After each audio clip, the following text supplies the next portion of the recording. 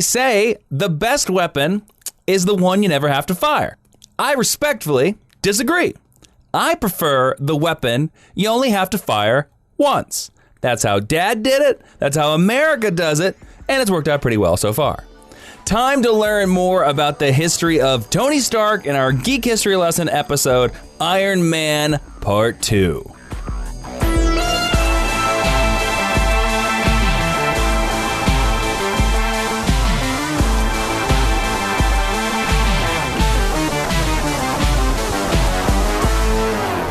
Hello and welcome to Geek History Lesson. I am Jason Dynamo Inman. I'm Ashley Victoria Robinson. Welcome to your Mind University, because you have stumbled onto the podcast where we take one character, construct, or iron-plated human from popular culture and teach you everything you need to know about them in about an hour.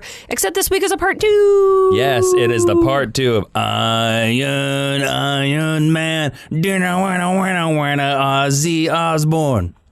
Iron Man does whatever alcohol fuels his brain to do.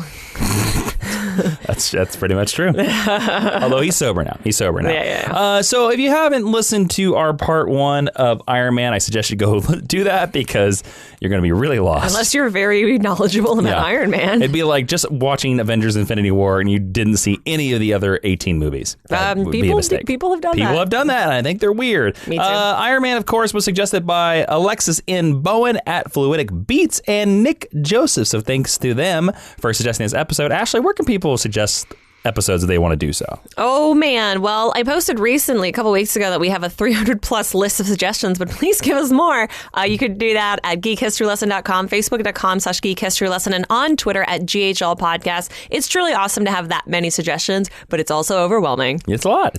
Yeah. We'll get to them. We'll eventually get to them. Just like Iron Man. We got to this one. We're all's good. And imagine that. So, Ashley, a quick recap of part 1, if you please. Oh, for me? Yeah. So, Iron Man during the Vietnam War, or whatever one happens to be closest to us at the time of this publication history. Yep, World War III is next. Well, you never know. Are we going to live that long? Hopefully. Cross your fingers. We will. It happens right before the Vulcans show up. We got to wait that long for the Vulcans, though. Anyway, this is the Iron Man lesson. Iron Man gets kidnapped / stuck in a cave somewhere, gets a bunch of shrapnel close to his heart, builds a really cool suit, gets saved, becomes Iron Man, pretends Iron Man is his bodyguard, goes bankrupt a bunch of times, becomes an alcoholic, quits being Iron Man, roadie as Iron Man, he becomes Iron Man again, fights his 19-year-old self from the past, and then builds like 40 new armors. That's pretty much it, right? That's a pretty good recap.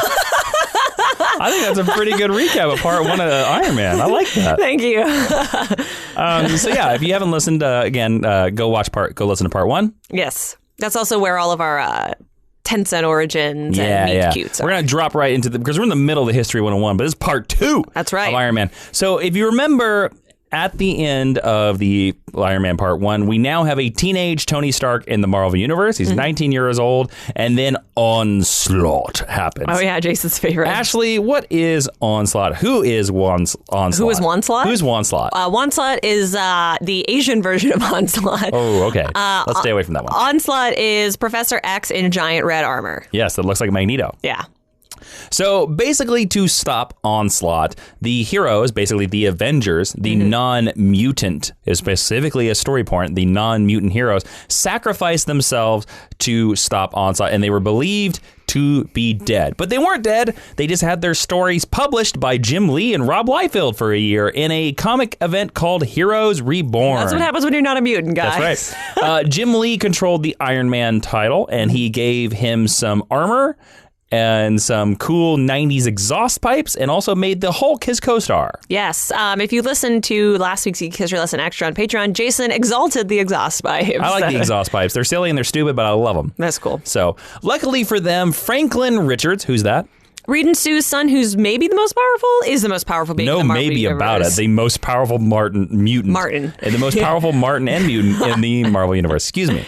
I feel like I've been jumbled to another parallel universe. That's how stumbling I am. So anyways, luckily for them, Franklin Richards had created a pocket universe where all the heroes had been kept alive. That is the explanation for the Heroes Reborn universe. You know, it's definitely not the worst comic book explanation I've ever heard. Yeah, because in this event, actually, Franklin did not go with the heroes. He was separate. This was during this time, like, Franklin kind of spent time with Generation X and Ardeen Leach and Man-Thing. That's a great story, by the way. To tell you a little bit about the Heroes Reborn Iron Man's origin is rebooted in a more modern setting. His armor is called the Prometheus armor, and he faced such foes as the Hulk, the Mandarin, and Madame Hydra. Cool. So Franklin eventually restored all the heroes back to normal, including Tony Stark, who was restored to what he was before he was manipulated by Immortus. If you remember lucky. Older age Tony Stark, the mid-30s Tony Stark was killed, saving the world from Kang, and the teenage Tony Stark was the one that went into Heroes Reborn. When Tony came out, he was suddenly 35 again and had a goatee.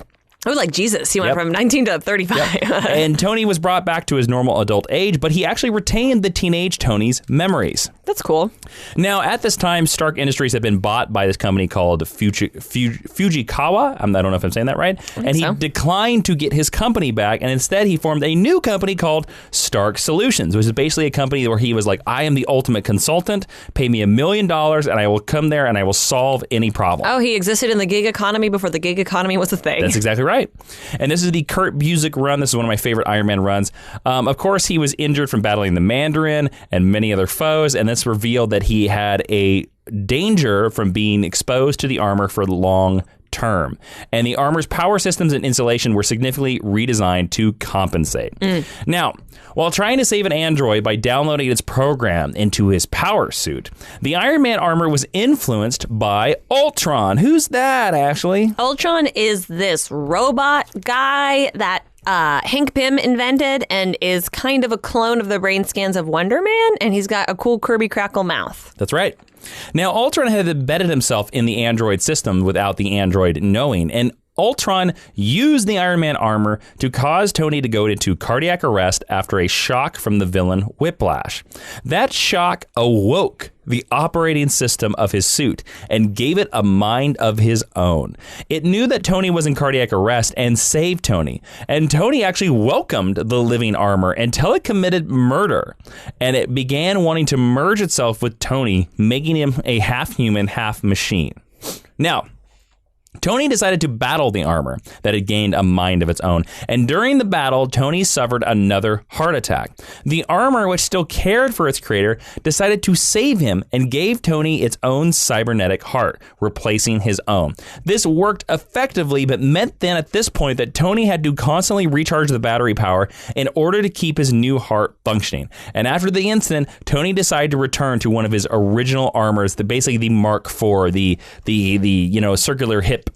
Yes. Awesome discs. Yeah. Now, Ashley, again, I'm going to ask you, at this time in Iron Man history, we're in the mid-90s now, is it fan service to keep putting Tony back into his original armor? I think I asked you a version of this question, but I'm going to ask you again. Yes, I think so. I think particularly for this time period, and I think when you reflect on 90s comics, we're far enough away from them now. You can see that 90s comics are a direct answer to what was going on in the 70s, and there was a lot of references being made back to things during that time period. So I think... Why the 70s?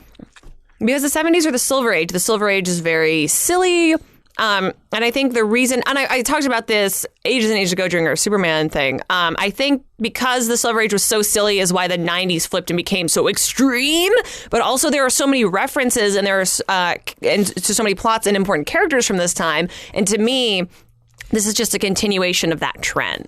So it makes a lot of sense to me that during the 90s, we would have returned to the classic Iron Man suit, which we did talk about in the last episode. I see. Many years later, Stark would later reveal his identity to the world when saving a puppy from a speeding car since he was unable to completely mask himself at the time.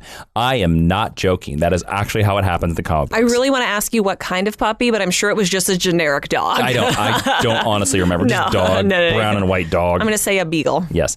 Afterwards, Tony discovered that the government was once again using his technology and was able to do so legally to a copyright loophole that Tony exposed himself by revealing his secret identity. Tony then decided to accept a presidential appointment to serve as the president's new Secretary of Defense so that he could monitor and direct the use of his technology by the government. Now, again, This is the beginning of Tony's identity being revealed to the public. And don't worry, his role as Secretary of Defense won't last long. He just seems like such a bad candidate. Yeah. During Avengers Disassembled, in which the Scarlet Witch goes insane and kills several of her teammates on the Avengers, Wanda made Tony Stark confront the ambassador of Latveria while drunk at the United Nations. Oh, good. After this incident, Tony was forced to resign his duties as Secretary of Defense, and later Stark claimed to be stepping down as Iron Man as well, while someone else was stepping into the role, thus allowing him to continue operating as Iron Man in secret like he'd done before. He's just like, oh, there's a new guy in the suit. That's not me. Yeah. He's got the same generic Italian facial hair. Nah. Also, you can't see the facial hair through the armor? Oh, sometimes you can. No, you can't. Oh, my God. Also, during this event, Avengers Mansion was destroyed, which had been Tony's boyhood manor up until he donated to the Avengers, and it was the team's base of operations. And after the reformation of the Avengers into the new Avengers, Tony built a new operational headquarters for the group, which is now located in Stark Tower. Now, Ashley, do you want to briefly explain the new Avengers? The new Avengers was an initiative that was taken on by Brian Michael Bendis. And he said, hey, how come characters like Spider-Man and Wolverine don't get to be on the Avengers? And so he was able to facilitate a team that allowed that to happen. Yep, that's basically it. Now, after being seriously injured during a battle with an extremis-enhanced adversary, Stark calls upon Maya Hansen to inject his nervous system with a modified version of the extremis-enhancile, which is basically a techno-organic virus, which if you remember listening to Tony, our Cable episode, you kind of know what that is already. Yeah, techno-organics are kind of a staple of the Marvel Universe. Exactly, and comic books. Yeah. So Extremis allows Stark to now store the inner layers of the new Iron Man armor in the hollows of his bone, and to control the armor through direct brain impulses. Extremis also integrates Stark's existing lock chip, a personal networking implement implanted into his forearm, directly into his nervous system. Once achieved, Tony's abilities as Iron Man are significantly increased, and he now has the ability to communicate with his suit much faster than any normal human reaction time. Now, here's how much Tony has changed. Because of the effects of the Extremis process, apart from changes specific to Tony Stark, they included he got accelerated healing, an immensely boosted immune system, a generation of new improved organs. They don't quite explain this, but they just say that Tony's cardiovascular and respiratory systems are greatly upgraded. See, I was with you until that's dumb. He now has a side effect of increased aggressiveness, and Tony Stark has had the superpowers, of course, removed from the Extremis virus. In fact, exchanging them for the ability to interface directly with machines, all machines, and his own armor. So he's a technopath, basically? Basically. So what if Tony Stark Wolverine, though? There's what? Like, it seems like we just took... I feel like a lot of Marvel superheroes go through this thing where something happens, so they basically get a version of a regenerative healing factor. Because Wolverine did that and it was cool. Please continue. Not quite. That's not really the takeaway to take away from this. Not really like Wolverine at all. Extremis was also affected Stark mentally and allowed him to process information extraordinarily quickly. And on a subconscious level, it helped him cope better with the direct technological link that he now possessed in his armor. As a result, his brain began taking in more information than he could consciously process and began to parse some of this information over into his unconscious mind, causing Stark to experience occasional hallucinations of relevant information that manifested themselves as the deaths of people that he felt responsible for. Now, at this time, Happy Hogan had passed away, so he saw Happy Hogan, and in the future, he would see Captain America during the time that he was thought dead as well. Oh, that's interesting. So there you go. Now, again, Doc Samson thought that the hallucinations appeared because of the excess information being filtered into a subconscious, and where Stark also subconsciously stored his guilt. Now, Ashley, do you like Extremis Tony Stark? Because I do not, and the reason why I do not like Extremis Tony Stark is because I don't think Tony Stark should have superpowers, and this gives Tony Stark superpowers. I would agree with that. The only part of it that I can kind of get behind is the idea that I like the idea that Tony could somehow store the armor either on or in his body. Like the idea that it could be like subdermal, I think is really interesting. And I don't mind if he has some level of technopathy, but I would want a more science-based reason for it. Yeah, agreed. And to me, this is like giving a member of the Bat family powers. I don't see the necessity in it when it's so archetypical to the character that they get by on their wits. Agreed. Agreed. Now, shortly before the events of the superheroes Civil War, the Illuminati, who are they, Ashley? They're a bunch of secret, super smart guys in the Marvel Universe who pretend that they don't know who each other are. Yeah, like, well, they know who they are. But originally, they were like, we're not going to reveal our identities. Yes. Doctor Strange, Mr. Fantastic, Black Panther, Tony Reed Stark. Richards, yep. Yeah. The Illuminati decided to launch the Hulk into outer space. What a bunch of jerks. Yep, and they did so. Yes, they did. Which led to World War Hulk. Which is a good story. And Planet Hulk. Yes. Tony soon found out that the government was making decisions on a Superhuman Registration Act. At first, Stark is very much against the idea, even going as far to hire the Titanium Man to attack him in order to manipulate public opinion in his favor. Tony also tries to talk the government out of the registration, but his appeal is ignored after the tragedy at Stamford, Connecticut, in which members of the New Warriors confronted a villain named Nitro in a residential neighborhood, setting off an explosion that killed many innocent lives. Now, when the heroes unite in the face of this tragedy in Stamford, they move around some of the rubble to find if there are any survivors there. While they do this, Tony tells Wolverine, who has caught Nitro's scent, to go after him. Mm-hmm. The trail leaves cold next to the water, but Iron Man actually lets Wolverine borrow one of his suits to traverse underwater, basically to kill Nitro. Mm-hmm. After the Stamford incident, and another in which Tony's armors are hacked and used to attack innocent people. God, you think he would learn a lesson? Right? Get a better firewall, man. Right, lock your doors. Tony Stark reconsiders his position and the morality of the Superhuman Registration Act, and he reverses his decision and publicly spearheads support for the Superhuman Registration Act. Boo. And support among the superhero community is mixed, and this leads to the Civil War in the Marvel Universe. Ashley, I'm going to put you on the spot. You live in the Marvel Universe. Do you want the heroes registered? It's a tough question, which is why Civil War is compelling storytelling. I think if I am just a civilian person living in the Marvel Universe, yep, you're just a civilian. I do. Mm-hmm. And I understand where that impulse comes from, because just like we want to hold our authorities in our world to a certain standard of behavior and ethics, and when they don't behave that way, we feel scared and things like that. Mm-hmm. I would assume it would be the same in the Marvel Universe, except on a much larger scale. Like, Captain America's great and everything, and he saved us a couple times, but I don't know, Loki is less great. Yep. And you would want those people, when they make mistakes, and the mistakes are going to be monumental, to be held accountable. Now, I know somebody out there is already writing me a comment about how there are military organizations that are held to a different level of accountability than perhaps our police officers. But they're still held to accountability. Theoretically, everyone who works on public safety in that level is held accountable at some level. So I do understand where the impetus for that idea comes from. From a storytelling, mythological, fun perspective, just let them be superheroes. Fair point. Do you disagree or do you agree? It's tough. If I lived in the Marvel Universe, I would say, yeah, totally, you need to register. But yeah, in terms of superheroes, I almost think like this is too much. It's the antithesis of what the point of a superhero secret identities. is. Yeah, and that they are these figureheads that are larger than life. Yep.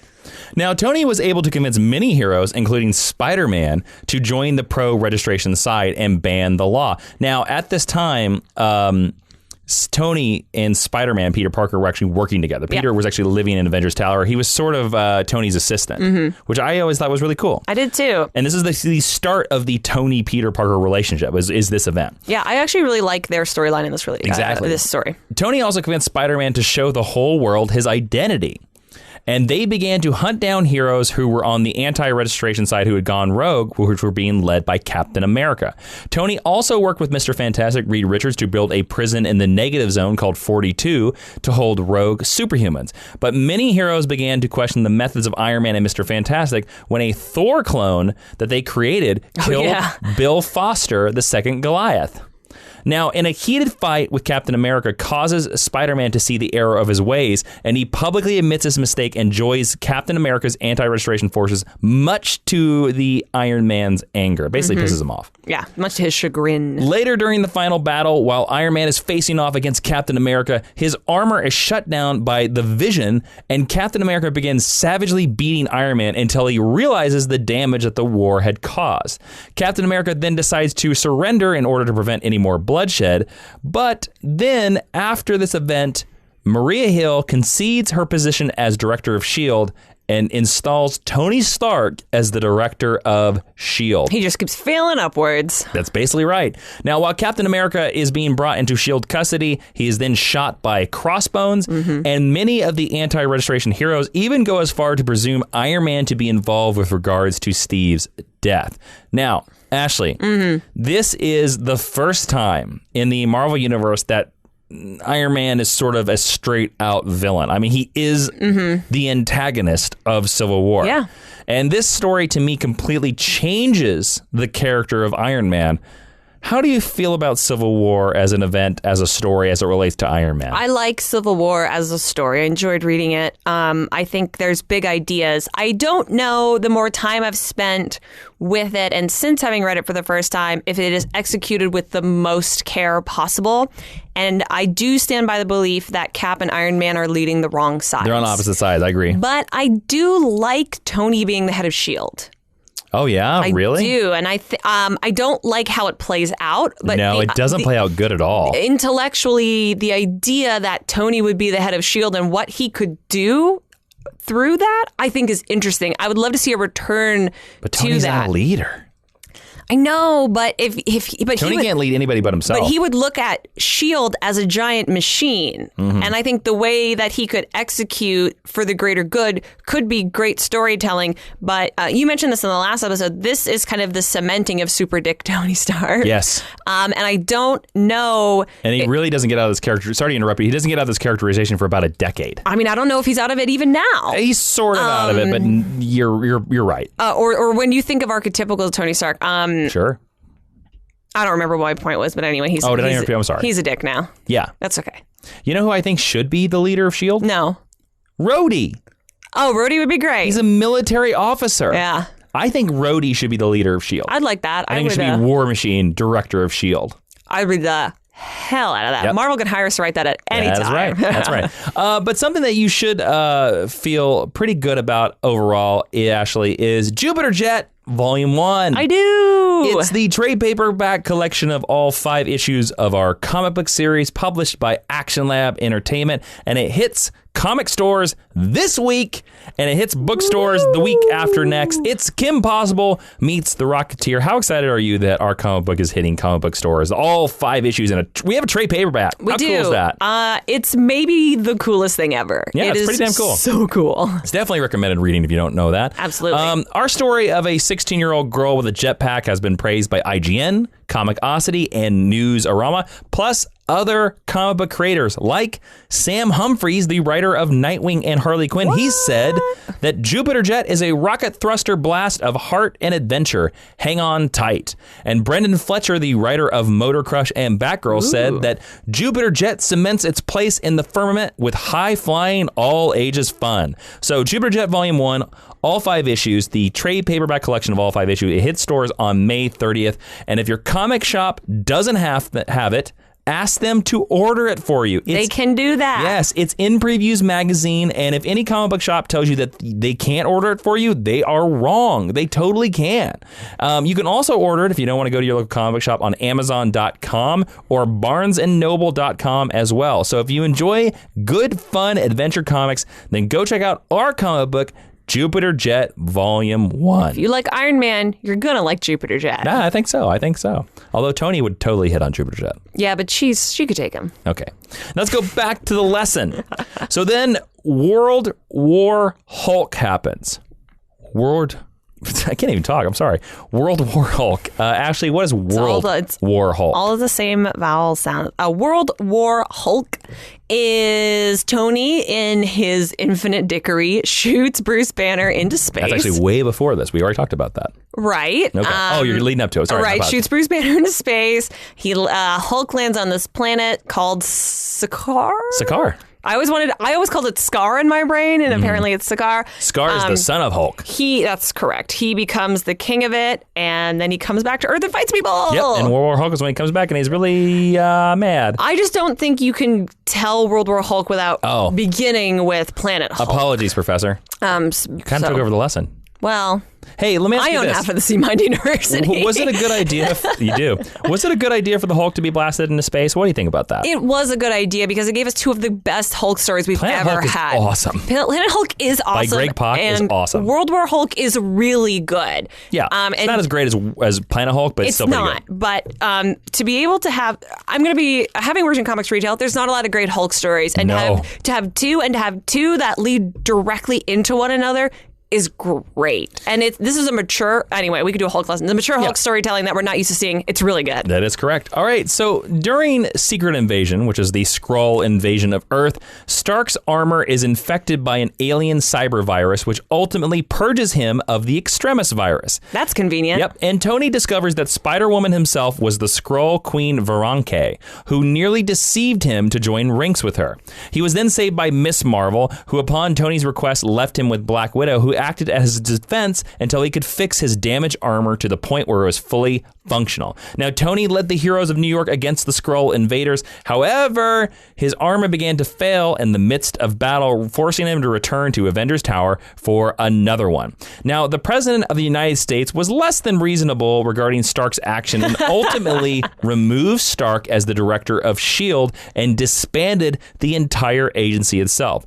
Although the battle against the alien invasion had been won, Tony basically suffered a great loss. His technology was now basically non-functional because the Skrulls used a virus. His corporations were in dismay. He had many new enemies, and he had little allies that wanted to help him because they still saw him as the enemy from Civil War. Tough not to, though. Yeah. So Tony's bankrupt again. Oh, gee, that must be terrible. Poor Tony. And Norman Osborn takes over Hammer, the replacement organization for S.H.I.E.L.D., because, he saved the day at the end of Secret Invasion. Yeah. Now, with his Extremis powers failing, Tony Stark is able to upload a virus that destroyed all the identity records of the Superhero Registration Act. Slightly less of a dick move. Thus preventing Norman Osborn from learning the identities of his fellow heroes. There's a very amazing... This is during Matt Fraction's Iron Man run, which is actually a great run. And Norman Osborn spins the first name that he enters to look up the public identity. Guess who? Tony Stark? Spider-Man. Oh. Spider-Man. Because at this point in the Marvel Universe, we are now past One More Day, where Spider-Man made a deal with the devil to release his identity. Goes back in the bottle. So Norman Osborn doesn't know who Spider-Man is now. I think the funniest joke that comic books has ever done has to do with Spider-Man's outing of his identity in Civil War. Oh, you mean J. Jonah Jameson? Yeah. It's just so explain funny. it for listeners, please. So there's just to backtrack, when he reveals his identity, he pulls his mask off during a press conference, and there's 3 panels of J. Jonah Jameson reacting, and it's his mouth opening, and then he just drops out of the panel. It is he just faints. So funny. Now, the only other copy of this identity database remains in Stark's head because of the Extremis. Basically, his brain is a hard drive now, basically. And while he is now on the run in one of his extra armors, his remaining armors in Stark Tower are now in Norman Osborn's hand. Now, Iron Man managed to gain a new armor and fight Namor in the Stark undersea base, and Stark was able to outsmart the Atlantean and escape the collapsing base.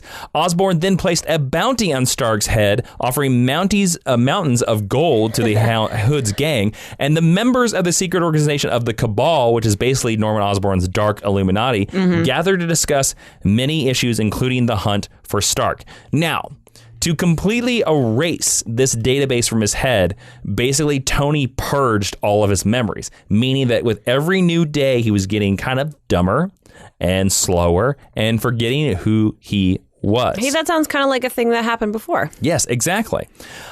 So it even made him not be able to pronounce difficult words correctly. He started gathering and assembling parts to make his Iron Man suit easier to navigate and controlling it as it was becoming more and more difficult for him to do so, which led to the storyline of him going progressively backwards through all of his Iron Man armors because they were simpler and more easier to fly. Interface with. Interesting. Exactly. That's not a horrible idea. To revisit old suits, that's not bad. This is actually one of the only times where I like that he goes into the old suits because there's a story reason behind it. Yeah. It's narratively driven. Interesting.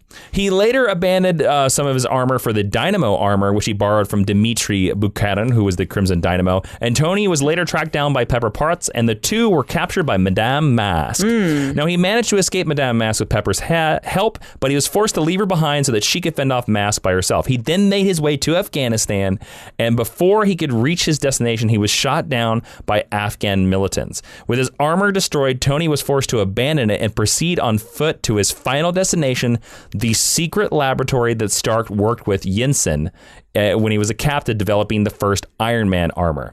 Dusting off the outdated computer system, Stark was able to reactivate his original suit, which was now the only armor that he could actually pilot with his simple brain. When Norman Osborn personally caught up with the debilitated Stark, he was now in a fully painted, like the American flag, modern version of the Iron Man armor called the Iron Patriot. And this is where that is first introduced. Yes.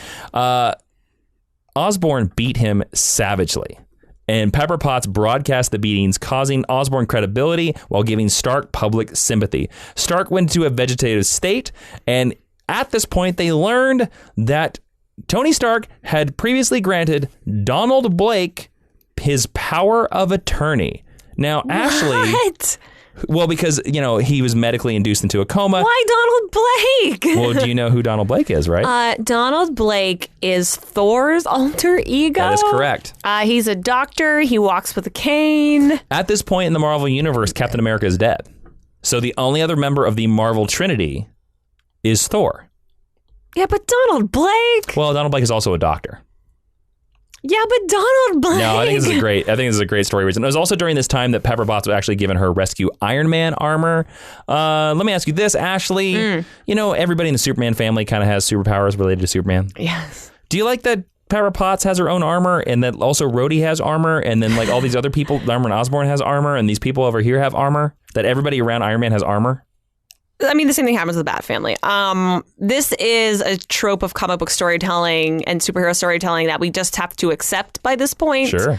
I think Rhodey, to me, is the logical choice of the person to give it to.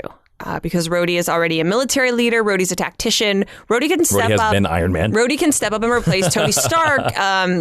In situations that would require it. I do like that instead of giving it to Happy Hogan or something, that we did give Pepper a suit. Yep. Now, granted, I think that only happened because she was appearing cinematically. At this time, the first Iron Man movie had been released. Yes, and I think they were doing this because there was some thought that maybe we'll throw her in the armor at some point before their contract negotiations melted down. But I don't mind. And I think Pepper actually has a pretty good story in the rescue suit. I agree. So I can live with it. But is it convenient? Yeah. Eventually, Tony's mind was saved thanks to some magic and some tech and both Captain Americas. Now, who were the two Captain Americas during this time? Do you know, Ashley? Bucky. Yep. And Steve. Yep, because Steve Rogers had just come back to life at this point. They were two Captain Americas running around for a while. Google it. It's kind of cool. It was then that everyone realized that Tony's backup memory drive, which replaced his debilitating brain, was actually based on a version of his brain from much earlier than they thought. Oh boy, we're going to reset Tony's brain again with new memories. Great. And Tony was actually awed by the events that he read, which included the events of Civil War, Captain America's assassination, Secret Invasion, and Dark Reign, basically allowing them to retcon Tony Stark to pre-Civil War, which I understand why you do that, but also at the same time, I think it's kind of a big cop-out. A bit of a freaking stretch, yeah. Then Siege happened. And during most of the siege of Asgard, because Asgard was floating above Oklahoma at the time, and Norman Osborn was like, give me that castle. Yeah, that was weird. Actually, it's not a bad storyline. No, but I remember when Asgard was floating above the Midwest, and I always thought it was very odd. I like that. So Tony Stark was out of commission for most of this, but he returned wearing an older version of his armor, the Mark IV, of course, with the hip circles. And he disabled Norman Osborn's stolen Iron Patriot armor, and he signaled the return of all three main Avengers, including Thor, Steve Rogers, and Tony Stark. He was also instrumental in defeating the Void by ramming a Hammer helicarrier into the villain at full speed, but finally giving Thor the chance to kill the Void. After Siege, the Superhuman Registration Act was repealed, and thanks to the efforts of Steve Rogers, Steve now took over the position of Norman Osborn, becoming the head of S.H.I.E.L.D. The right man to lead S.H.I.E.L.D. finally gets the job. It only took, what, I don't know. 50 years. 30 years? Iron Man reunited with Thor and Steve Rogers and rekindled their relationship while settling their past differences aside. And Iron Man and Thor were assigned to the main Avengers team with Bucky Barnes as Captain America, while Steve Rogers headed the Secret Avengers. Now, Iron Man was slightly troubled that he might not be able to take orders from Steve, but Steve was just like, don't worry about it. Maria Hill oversees your team. You got to take orders from her. With a new lease on life, Tony built a new model of armor called the Bleeding Edge armor. It looks like the movie version. It's very circular. And he also built it with the help of Mr. Fantastic, Reed Richards.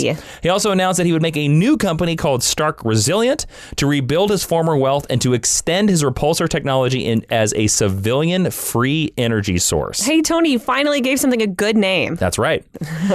Also, during the event called Fear Itself, during the Serpent's bid to rule the Earth, Tony fought Mach in the streets of Paris, France, where all citizens had been turned into living statues. Finding himself unable to defeat Mach with conventional methods, Tony entreated Odin to allow him to design magically powered weapons in the forges of Nidavellir, which of course is the giant forge that we also see in Infinity War. That's right. Haunted by the casualties and his failures, Tony began drinking again during Fear Itself, and Odin appeared, and after discussing with Tony, the Allfather proposed for him to create some magical weapons, of course, in Nidavellir. Now, Tony, determined not to fail again, restored his sobriety, and with these weapons, the Avengers defeated the Serpents Worthy and Scotty, while Thor defeated the Serpent himself, but of course, Thor died. Yes. Days later, Tony destroyed the weapons at Nidavellir, and after discussing with Odin, the god brought back to life all the statues of the Parisians who weren't broken, of course. So all the Paris came back. Yeah. Yep, there you go. All the ones who lived. Yep, there you go. Now, Ashley, I know you like Fear Itself. Why do you like Fear Itself? I know you even put it in our list of best Avengers stories. I just think the idea of Fear Itself is really fascinating. It's basically, as you tend to describe it, Marvel's attempt at Blackest Night. Yep. But I like the idea of the hammers falling to Earth and that anyone could be worthy and that the standards of that are off. Because obviously not everybody who winds up getting a hammer during Fear Itself is someone who you would consider worthy or good or righteous or anything like that. And I think it unpacks the morality of the universe in an interesting way. Although it doesn't necessarily pay off at the end. But I think, like Civil War in many ways, it's a big idea, and it's a big idea for this universe, and I like the ambition of it. So that's why. And now we're going to get to the real origin of Tony Stark, which I mentioned way back in part one, explaining why Howard and Maria Stark are not his parents. And I think this is a quite terrible retcon. I remember when this happened, I was working at a shop because it's got that cover where it's like a baby wearing the Iron Man helmet. Yes, yeah. And that's all I can think of. Which is a great cover. It's a great image, yes. Now, it's a dumb story. Tony decided to accept an offer from Star-Lord and join the Guardians of the Galaxy to explore the universe. Yes, I covered that in the Gamora lesson a little bit. During his voyage in space, Tony Stark was faced by a rogue Rigelian recorder called 451, who claimed he had met Tony's father and was the one responsible decades ago for allowing Tony to be born. Now, let me explain this. Okay. So the biological parents of Tony Stark are then revealed to be two S.H.I.E.L.D. agents, Amanda Armstrong and Jude. Following a 2-year relationship, Amanda became pregnant with Tony. Imagine that. A week before giving birth to the baby, Jude revealed to have been a Hydrant double agent with little regard for anybody but Amanda and himself. And, he sold out all of his fellow S.H.I.E.L.D. soldiers. During a discussion when he was trying to convince Amanda to accept Hydra's protection, she attacked Jude and killed him. Now, Fury's associate and famous industrialist Howard Stark learned of this and decided to find the baby and adopt him, keeping the name Amanda wished that he wanted him to have because she named him Anthony. So, in addition to Howard and his wife Maria suffering the latter's inability to give birth again, they needed to find a healthy boy to act as a decoy in place of their secret firstborn, Arno Stark. Now, Arno's gestation had been extremely difficult, and his birth was only made possible with the help of an alien robot, the Rigelian recorder 451, who had agreed to help the baby survive in exchange for the opportunity to bioengineer him so he'd accelerate humanity's technological growth in the future. Now, back in the present day, The recorder revealed that he had supposedly genetically engineered Tony in the womb, providing him with intelligence and wits, and also that he'd modified Tony to let him be the only future pilot of a giant armor called God Killer, which would be the nuclear deterrent of Earth. Now, Tony was forced into piloting the God Killer, but somehow couldn't. And 4051 discovered his longtime plan had no profit and decided to destroy his consciousness along with the God Killer. So Tony managed to escape from the God Killer with the brain-dead body of 451. And upon returning to Earth, Tony investigated why he couldn't pilot the God Killer and discovered that the hidden secret was that he wasn't the baby that 451 modified at all, but an adopted son used as a decoy to prevent 451 from finding the actual boy. And Tony finally located his longtime secret adopted brother, Arno Stark, who was no longer in danger as 451 was now dead. Reunited with his genius brother, Tony decided to use the information stored in 451's database and the intellect of Arno to help build a better world. Dumb. Headcanon not accepted. I agree. Absolutely not. Although Arno Stark is a name from a kind of sort of an Elseworld storyline called Iron Man 2020, which I like. I have no problem with recalling old names, revisiting old concepts. This, to me, is just a poor execution of that, unfortunately. You know why I don't like this? Because it strips away everything that's great about Tony? Well, because it's an attempt at trying to give Tony Stark superpowers again. I mean, to me, too, this is basically midichlorians. It's trying to be like, you were always destined to. No, it's so much more interesting. Look, I don't mind a good predestined Harry Potter style story, but it's always more interesting to see a character overcome their circumstance and through sheer force of will and skill and training and bravery, be good at something. The other thing that I don't like about this storyline is, and the reason why I completely do not accept it as Tony's origin, even though they're hammering hard, and ever since Marvel now did this, they are like they reference it. They're trying to keep it alive like crazy because I think they're the only ones that believe that this was a good idea. But for me, Tony Stark, again, he's the guy that sees something and he fixes it and he makes it better. And to me, if you tell me that some part of Tony Stark's origin has alien influences in it, so he had an advantage from the beginning? No, Tony Stark built his life like he built the Iron Man suit. That's the whole point of Iron Man. And if you say ancient aliens did it, you take away all of it. Well, I mean, also,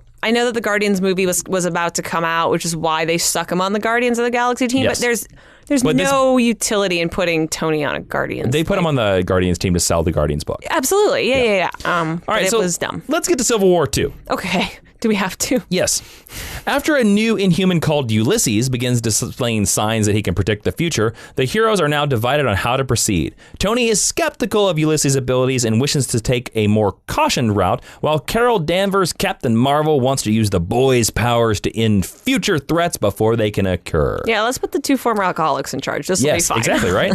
Now, a rift forms between the various heroes, and tensions quickly escalate after War Machine is killed by Thanos during a confrontation that was spurred by one of Ulysses' predictions. Also, because Carol's acting like a psychopath this entire time. Yes. But Tony bitterly blames Carol for Rhodey's death, even though Carol and Rhodey were together at the time. Yes. And a second superhuman civil war soon breaks out after another one of Ulysses' predictions leads to Hawkeye killing Bruce Banner. At the climax of the story, Tony battles Carol after she attempts to arrest Miles Morales, who is now in the Marvel Universe because we're post Secret Wars. Don't worry about it. We just move past. Ulysses predicts that Miles will kill Steve Rogers. Now, unbeknownst to the heroes, at this time, Steve Rogers has been turned into a Hydra sleeper agent by the Red Skull. That's the reason why he's going to do it, but nobody else knows that. Okay. So the fight ultimately ends with Tony critically injured, which sends his body into a coma, and the other heroes have no idea how to awaken him, and they worry that their lack of familiarity with whatever Tony did to himself will kill him if they intervene. Fair Tony is in suspended animation coma. Again. What? And Ashley, we have to reboot his brain again. Curse words.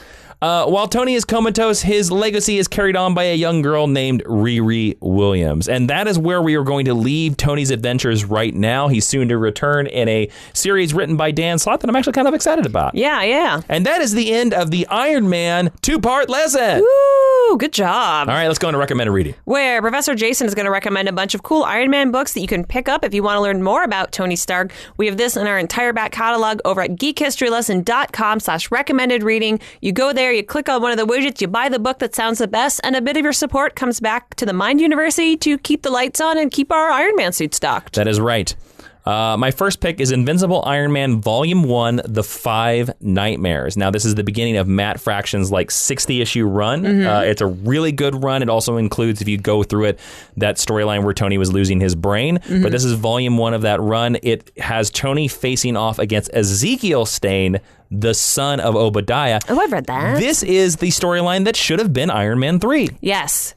1,000%. This storyline is much better than the movie we got that was Iron Man 3. And you could have kept Guy Pearce. It would have been great. But it's also a great run. Salvador LaRocca does the art. The Bleeding Edge this is one of the best Iron Man runs. It's actually Matt Fraction's run. It's really, really good. Cool. My second pick is Iron Man Armor Wars. That, of course, is where it's classic Tony in the 70s, and he's shutting down armors, and he introduces the Silver Centurion. You can't beat this run. It's cool. Good.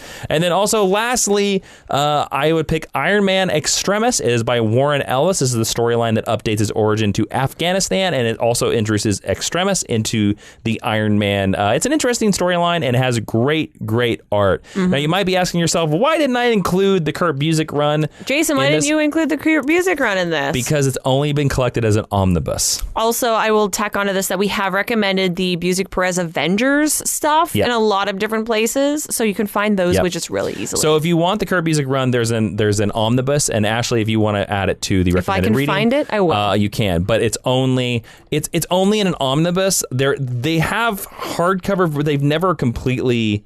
They've never finished it. They've never completely collected it in trades, and I kind of think that Marvel kind of does this thing where they ignore the 90s now when they collect stuff. So yeah, and part of the recommended reading is we do want to give you stuff that's accessible. We do want to give you stuff that you can read. Accessible. Yeah. Yes. All right, let's move into the teaching tweet. Where in 140 characters or less, because we're a little old school, Professor Jason is going to sum up everything he taught us over the last 2 weeks. Iron Man. Wouldn't this futurist be able to predict all the times he was going to die / go bankrupt / rebuild his armor / go into a coma / go bankrupt again? Shady. Yep. Very funny. I love that. Yeah. Let's go into the honor roll. Ashley, what's that? The final section of the podcast. Well, the honor roll is where we welcome some very special people into a very special part of the Mind University. If you head over to iTunes and you leave us a 5-star review and you write anything, we will read it, because you doing that bumps us up in the algorithm and helps other cool, awesome nerds find the podcast and enroll at the Mind University. The first person that joined the honor roll this week is Lost Boy Queen, who says, my first experience with this podcast was their episode on Lois Lane, my favorite character from all fiction. Oh, you have good taste. Yeah, the host won me over with their entertaining yet concise summary of her history of 70 plus years of several comics and retcons. Can be quite intimidating, so it was awesome to have it condensed in a way that was still engaging. Also, the fact that they properly appreciate a character who definitely doesn't give enough love. Seriously, this ep is probably my favorite podcast episode I've ever heard. Looking forward to sifting through more Geek History Lesson. Thank you. Yeah, so Lost Boy Queen, there are some fruit snacks in the fridge. I believe they're natural. I believe they are the math teachers, so go ahead and eat them up. Yeah, screw math. The next honor roll contender is KG Bethlehem, who says, what a cool name. I love this podcast. Woo. Very knowledgeable in comic book history. Woo. Thank you, KG. Thank you. Over in the corner, there is a phone. It is free long distance. Okay. So if you want to join them, all you got to do is go to iTunes, leave us a 5-star review, help find us on iTunes, and you can say anything you want, and we'll add you to it. Also, don't forget to subscribe to us and listen to us on iTunes, Spotify, SoundCloud, anywhere you can find podcasts. Also, don't forget to go check out patreon.com/Jawiin. That's Jawiin. I know we mention it every single week, but it's because of the people over at patreon.com/Jawiin is the reason why we keep bringing you episodes of Geek History Lesson every single week. Without those awesome people over there, we would have not been able to afford or continue this podcast past episode 70. I mean, truly. Yeah, yes. that is no lie. So go over there, help support the podcast that is free to you, and also get yourself some extra podcasts like Geek History Lesson Extra, where we're going to talk over there about is the Marvel Cinematic Iron Man a good adaptation of comic book Tony Stark Iron Man? Big question. So, yeah. Also, don't forget to go to Twitter. Follow the podcast at GHL Podcast. Follow me at Jawiin. That's Jawiin. Follow Ashley at Ashley V. Robinson. And thanks to the amazing TAs who suggested Iron Man as this episode. Alexis N. Bowen at Fluidic Beats and Nick Joseph. Thank you so much. Real quick before we get to the last section, we will be taking next week off. What? So don't expect an episode, but we will be back the week after that. We're going to take a 1 week break because it's close to someone's birthday. That's true. Not Tony Stark, me. Okay. Last section, hashtag stick around, where we reward you with an extra discussion if you stuck through all the stuff where we're pimping our stuff out. Yeah, screw all the people who skip. Ashley, I want this. Want this? I want this. I need this answer before they don't hear our voices for another week. Okay. Another 2 weeks, actually.